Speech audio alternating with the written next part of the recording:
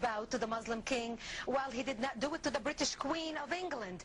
And by bowing, he showed the world that I am subservient. I do bow down to you as a Muslim king, something no other president has done with Saudi Arabia. The Saudi king is his peer. He is not his subordinate in order to bow for him, and this is exactly what Obama did. Usually it is out of respect that someone would nod his head when bowing to royalty, and the ladies will give curtsy. But Obama went beyond what is required as a head of state and bowed to the Saudi king, and that's unacceptable. It sent the wrong symbol. When you say it sends the wrong signal, what signal do you think it sends? It sent a message that Islam is superior to any other master or king or president in the world, that an American president bowed to a Muslim king. It also sent a message that terrorism and jihadism is giving Islam the respect it should have on the world stage, to the point that it made an American president, for the first time in history, bow to a Muslim king. Focus on the Federal Reserve itself for a moment, in that I wonder, what percentage of the people know that the Federal Reserve is not really a part of the government, a privately owned corporation, and who owns that, the Federal Reserve? Well, do you have a comment on that? Well, I think very few people understand how it works because the members of Congress weren't really very much aware of it. But I think it's a little bit worse than just saying it's private. If it were just private, they'd have to live within the laws of the land of fraud, and they would have to be a public corporation. And if there's a public corporation, you have a right to know what your corporation is doing if you own stock. And be audited. Here it's secret, but where do they get their power? Is it the power of the marketplace that creates this corporation? No, they, in addition to being very secretive, have their authorization, their creation from government. So the government creates them, and they create a special thing. So it's much worse than just being a private corporation. It is a very secretive, private, government-ordained corporation that has the power to counterfeit money. So it's very, very unique and much worse than just being private. It's the secrecy of it and the power that it gets through government legislation that makes it so evil. Now, you were the ranking Republican on the House Banking Committee for a while.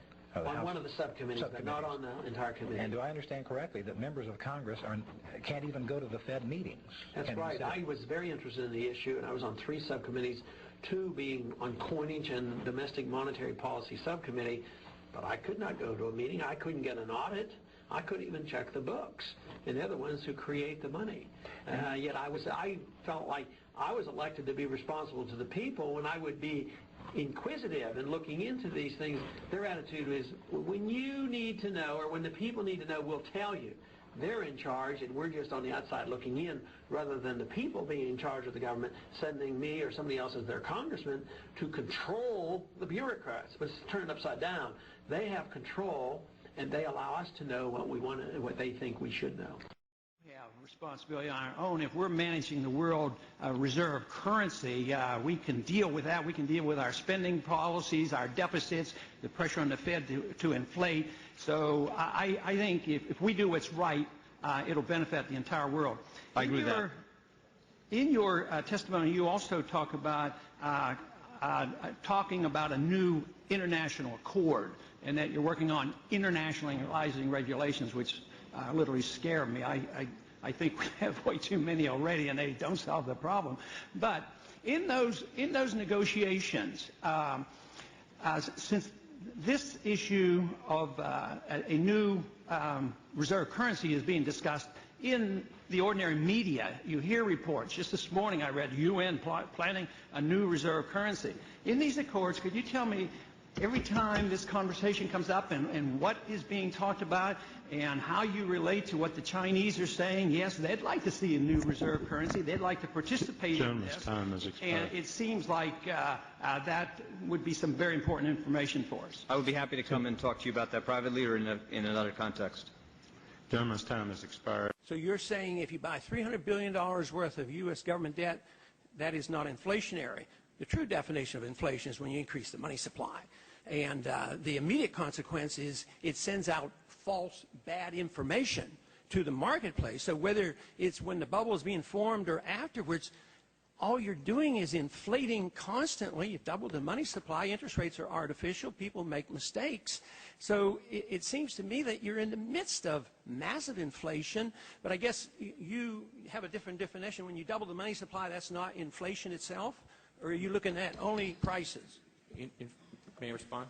Briefly. Inflation is the change in the price of the consumer price level, which is that's very stable right now. And there are various measures of money, as you know, and the broad measures of money, the measures of money in circulation, like M1 and M2, are not growing quickly.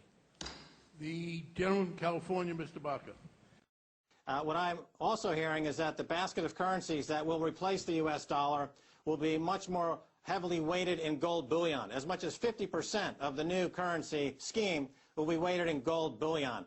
And the point of all this, keep in mind, is that these countries, China, Russia, and Iran, the Shanghai Cooperative Organization, they've made it really no secret that they hope to take down the U.S. economy and take down the U.S. dollar. And this is a move toward taking down the U.S. dollar and the U.S. economy by shifting the way oil is priced out of the world reserve currency, the dollar, which gives America an incredible free pass to finance wars and occupations around the world. China, Iran, and Russia don't want to finance America's military adventures in Afghanistan and Iraq and possibly Iran by allowing the U.S. to have the world's reserve currency, the U.S. dollar, which gives them this, what they call coinage, or the ability to make a profit on every single transaction that is done around the world because it's all done in U.S. dollars. So this is really another step toward the U.S. economy collapsing and the U.S. as a major global power collapsing. Some governments have a nice problem, as Senator Sherrod Brown puts it. What to do with all the money earned from their abundance of exports, whether it's from barrels of oil or from barrels of monkeys and other toys. They are flush with cash. The dollar is weak and the U.S. economy faltering. Those governments are on a buying spree, most recently pumping more than $35 billion into Wall Street banks brought down by bad bets on risky mortgages, but also in private equity and technology, investments Wall Street and the U.S. government have embraced. The U.S. economy benefits from foreign investment, including investment from sovereign wealth funds. But there are concerns about the size, growth, and secrecy of some of these funds. So many are run by undemocratic governments with powerful strategic objectives. Senator Kaptur worries foreign governments are buying influence and access to technology. These deals are presented as purely financial when they are, in fact, political and strategitic. At issue at this hearing, China's $200 billion fund, ranking among the most secret funds in the world, according to an analysis by Standard Chartered Bank. Chinese central planners understandably want to diversify some of their $1.4 trillion in reserves, most invested in U.S. government debt.